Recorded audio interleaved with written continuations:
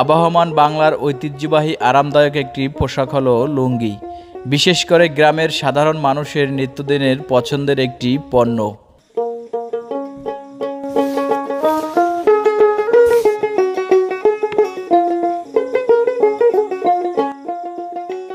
ভোর থেকেই শুরু হয় লুঙ্গির সুতোয় রং করার কার্যক্রম। এখানকার শ্রমিকরা এতটাই দক্ষ যে কোনো প্রকার প্রাতিষ্ঠানিক শিক্ষা ছাড়াই যে কোনো নামিদামি কাপড়ের কালার ও ডিজাইন করে থাকেন।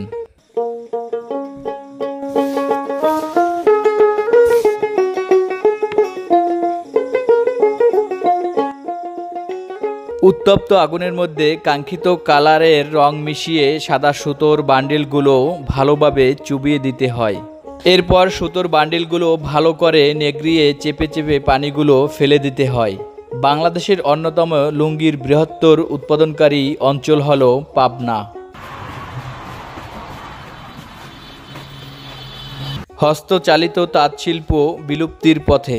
বর্তমানে অধিকাংশ কাপড় তৈরি হয় ডিজিটাল তাঁতে।